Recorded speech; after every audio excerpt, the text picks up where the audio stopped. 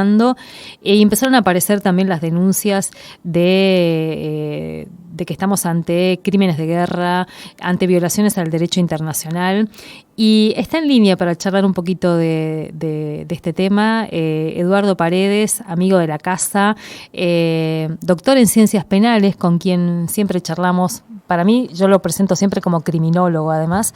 Eduardo, muy buenas tardes, ¿cómo estás? Hola Alicia, ¿cómo estás? Bien, bien. Un poco queríamos aprovechar que ya que estamos también viernes, no tenemos otro tema que hablar más que estamos en veda, además esperando lo que se viene el domingo, pero decíamos un poco para dimensionar lo que se está viviendo en la Franja de Gaza desde lo que se viene diciendo, ¿no? Desde la violación al derecho internacional, desde este genocidio que se está perpetrando ahí. ¿Cómo lo ves vos? No, sí, es un genocidio. O sea, crímenes de guerra Israel comete en Cisjordania, o sea, y hablando en términos absolutamente legales, digamos, de acuerdo a la Convención de Ginebra y al Estatuto de Roma, en Cisjordania, con la población, porque hay un proceso lento, primero que los países ocupantes no pueden, están las convenciones, ¿no? No pueden reemplazar la población del país ocupado con población propia. De hecho, en Cisjordania, Israel está prácticamente, es un Bantustán, como era Sudáfrica. Son todos colonias de población europea y americana, de Estados Unidos, gran cantidad de confesión israelí, o sea, judía, que se instalan y la población indígena, o sea, los palestinos, están quedando encerrados. Esto ya, simplemente esto viola el Estatuto de Roma y la Convención de Ginebra. Con el tema de lo que ocurrió el 7 de octubre, cortar la luz, o sea, la energía eléctrica y el agua, además de Gaza, que está encerrada, es una cárcel a cielo abierto de 2 millones de personas, y el desplazamiento forzoso, eso es crimen de guerra. No hay argumento que puedan usar, porque no se puede tomar represalia contra toda una población. Por otra parte, la utilización del término guerra y el uso de la palabra terrorismo encubre un montón de cosas. Primero porque la población de los países ocupados tienen el derecho reconocido por Naciones Unidas a la resistencia. Yo más que terrorista diría la palabra milicianos, porque es un tema muy complejo. Lo que pasa, hay que decirlo sencillamente, Israel no es un Estado democrático en principio porque admite una democracia muy restringida solo para el que tiene la confesión judía. Esto es lo mismo que si a los sudafricanos lo hubiésemos dicho, Sudáfrica era un país democrático, pero solo para los blancos, los negros no ingresaban. Era un país que practicaba la apartheid, y Israel, de hecho, practica la apartheid. O sea, es indefendible en ese punto, más allá de que la construcción de los medios, y esto no tiene otra cosa que se suele, y siempre aclaro esto porque yo suelo trabajar en varios lugares y quien trabaja conmigo en Buenos Aires es de confesión judía, obviamente es secular, como él dice, gaucho judío, y no tiene nada que ver, no tengo nada que ver con Israel. Y el apellido Goss, así que ya te das cuenta. Así que una de las cosas que hace muy mal a la población inclusive judía es identificar el concepto de Israel o la palabra, o sea, el Estado de Israel con ser judío, no tiene nada que ver. Sí. Uno puede ser judío argentino, secular, es decir, esa confusión que llevó por la ley del retorno que establecieron el Estado de Israel para que cualquiera que tenga la cultura, porque básicamente es una cultura, porque son algunos los practicantes, es como ser cristiano. Yo soy católico, pero de hecho soy agnóstico, pero uno pertenece, participa a la cultura católica. Bueno, la mayoría son así. Entonces, cuando se establece que la ley del retorno, es porque el Estado judío, así como se define, tiene un gran problema, y el problema que no lo van a resolver, salvo que cometan un genocidio, un desplazamiento en masa, que es el problema poblacional. Ahora, Eduardo, una de las cosas que cuando intentan explicarnos también, porque cuando se empieza a cuestionar y a nombrar lo que está pasando en el territorio de Gaza como un genocidio perpetrado por el Estado de Israel, aparecen todas las voces planteando esas críticas o esos pronunciamientos como si fuéramos todos antisionistas, y te corren un poquito más y sos casi nazi si lo planteas y te explican desde los movimientos que están defendiendo el pueblo palestino que hay un pueblo originario que está resistiendo, como decís vos, que está resistiendo en su territorio a un Estado que está hace más de 70 años intentando desplazarlos y quedarse con ese territorio. El tema es que se suele confundir, y esto yo recomiendo a los que te escuchen, hay autores, y uno los cita porque son autores, inclusive uno es judío israelí, que es Shlomo Sand, escribió un excelente libro, no sé si habrá otro posada, yo lo pongo a disposición en la biblioteca, que es La invención del pueblo judío, donde él analiza cómo se conforma, porque básicamente la clase dominante, digamos, la de política dominante israelí en general son askenazis, porque son tres grandes poblaciones, los askenazis, los mizrahíes y los sefaradíes, que vienen básicamente de Polonia y algunas partes del centro de Europa, y que son judíos conversos, porque el pueblo sáharo fue lo que los convirtió allá por el siglo 7 y 8. Y inclusive, dice Shlomo Sand, probablemente si nos ubicamos en la época de la Biblia, digamos 2000 años atrás, los palestinos que fueron, digamos, enculturizados, como dicen los antropólogos, por los musulmanes, que eran, tanto los musulmanes, o sea, la religión del Islam, la religión islámica, la religión judía y la cristiana eran proselitistas, o sea, convertían. Fueron convertidos en el siglo VII. Probablemente estos son los lejanos pobladores que estaban hace 2000 años. Los judíos de la Biblia, gran parte sean, si lo decimos así, los palestinos de hoy. Entonces, el tema de Israel, que debería convertirse en un Estado democrático, incorporando a toda la población, como son los Estados democráticos, a todos, porque ya la solución de los Estados inviables, en un solo Estado, un Estado democrático, donde convivan la población originaria. Hay muchos judíos, porque lo que nadie sabe es que el proyecto sionista que viene de Teodoro Herzl, que era un periodista, un colega tuyo, austrohúngaro del siglo XIX, y después es muy complejo, porque algunos denominan que es un proyecto colonialista, hay mucho interés en esa zona, también con la ruta de la seda, es muy complejo todo. Lo cierto es que hay una de lo que dice, te decía que cito autores que son de cultura judía, uno es Norman Finkelstein, que escribió un libro que se llama El negocio del holocausto, otro, él dice, es muy criticado, ha perdido todos los empleos en las universidades de Estados Unidos, hay una gran persecución, y él dice, escribió un libro que se llama El negocio del holocausto, escribió otro sobre la tragedia palestina, y él aclara que el uso, inclusive hay un video sobre él en internet que se llama un americano radical, que recomiendo que lo miren. Él aclara que el uso del concepto de asociar antisionismo con antisemitismo es una trampa que se utiliza para no criticar el Estado de Israel. Inclusive, lo voy a decir porque la otra vez accidentalmente veo el canal nuestro, el canal 12 de Posadas, que había una, creo que politóloga, no sé el nombre, que asociaba, es decir, ser antisionista es antisemitismo moderno. Es una barbaridad lo que está diciendo. Es una barbaridad, y los medios argentinos, los grandes medios, están cooptados por esos intereses, porque hay otro libro que yo también recomiendo, estos son, para que no se diga, son dos profesores, y los recomiendo que te escuchen.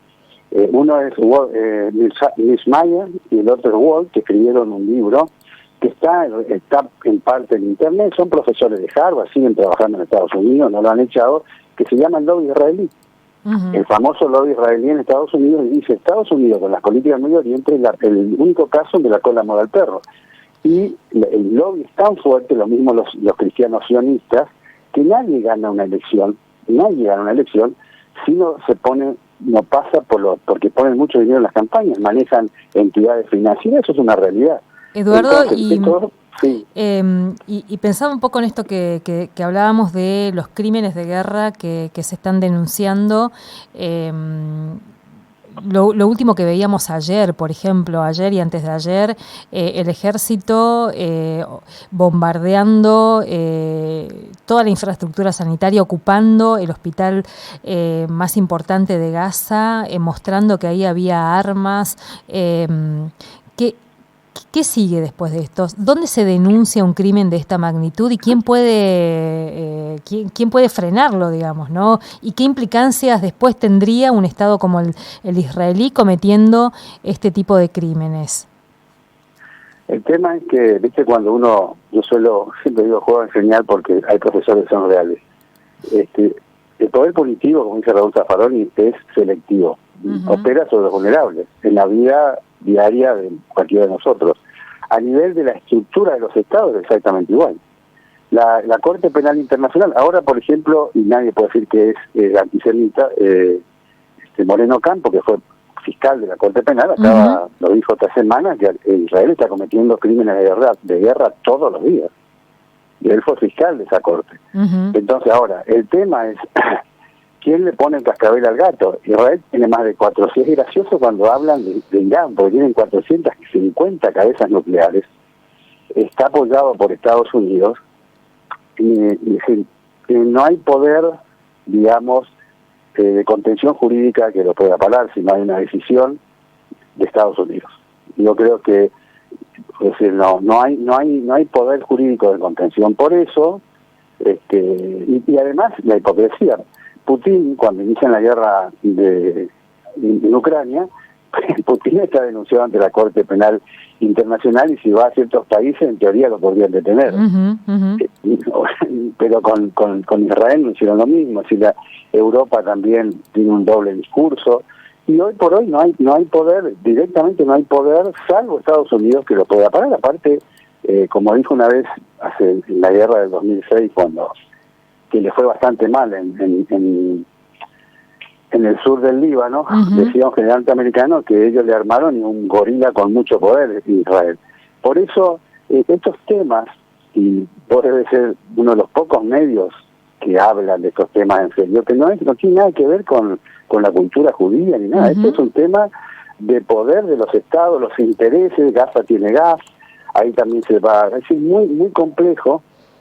Y la gente tiene una gran confusión. Ahora, ¿cómo puede ser que nuestra civilización, porque una vez, hay algo que dijo Ariel Sharon alguna vez, dijo que cómo criticaban a Israel en América, uh-huh. Si América hizo lo mismo y no pueden criticar lo que hace Israel. Eso lo dijo hace mucho tiempo, ya murió hace mucho, y en eso en parte tiene razón, porque todos nuestros estados surgen de haber desplazado y provocado genocidios con las poblaciones originarias. Sí. Cosa que hoy lo estamos viendo televisado. Uh-huh. Porque en el fondo, en eso, siempre le digo cuando solemos hablar con algunos amigos, que en eso sí, no hay yo si fuera fiscal no le podría decir nada, tenía razón, porque realmente el capitalismo se construyó sobre el genocidio de las poblaciones originarias.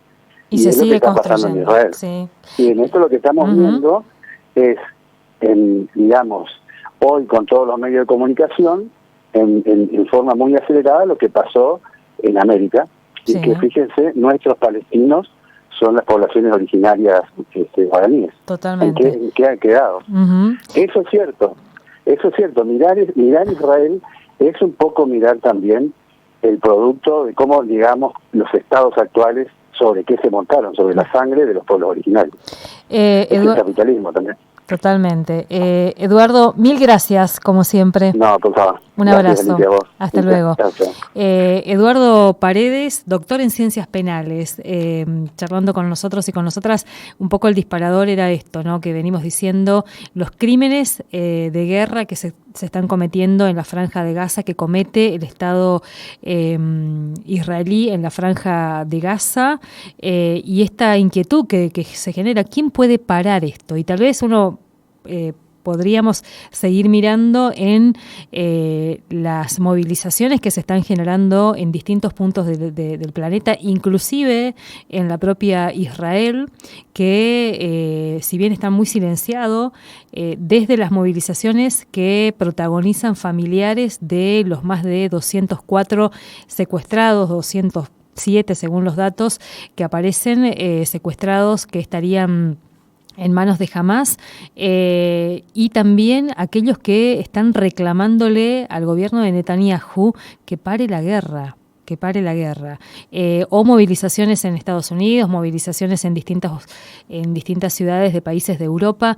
en nuestros países también latinoamericanos, reclamando el cese de este genocidio que está en curso, que lo estamos viendo por televisión día a día, y que seguramente en algún momento la historia lo va a juzgar, como estamos juzgando nosotros ahora genocidios de principios del siglo pasado, por ejemplo. La masacre de Napalpí es uno, para pensar los genocidios sobre nuestros pueblos originarios, como decía Eduardo hace un ratito.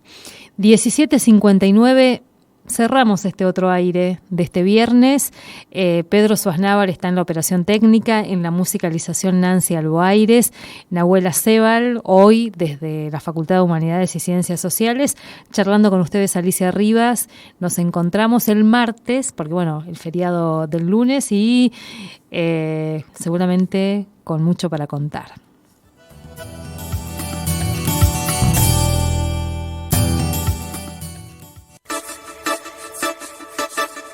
FM Universidad 98.7. Transmite desde el campus universitario. Ruta 12, kilómetro 7,5. FM Universidad. Se conecta, nos conecta. Somos testigos. Pensemos que esto ha sucedido. Les encomiendo estas palabras. Grábenlas en sus corazones, al estar en casa, al ir por la calle, al acostarnos, al levantarnos. Repitamos esas palabras a nuestros hijos. ¿Qué es lo más cierto? El vivir seguros en casas caldeadas, comida caliente y rostros amigos. El vivir sin nombres, en fila de celdas que enfrentan a celdas, a rostros, cuadradas, cuadrando en la puerta el cuadro de la angustia, esperando ver las gotas redondas, desarmando el miedo, liberando el pecho, dibujando las 8 letras de la libertad. ¿Somos testigos? ¿Esto ha sucedido? Es un mensaje de la Red Interuniversitaria de Derechos Humanos. 63 radios de universidades nacionales de todo el país. Cientos de personas trabajando en una comunicación federal y democrática. Atravesando regiones, climas y geografías. Nuestras voces dicen y escuchan. Piensan. Sueñan. Transforman. Debaten. Interpelan. Incluyen. Somos Aruna. Asociación de Radiodifusoras Universitarias Nacionales Argentinas. 98.7 Radio Universidad.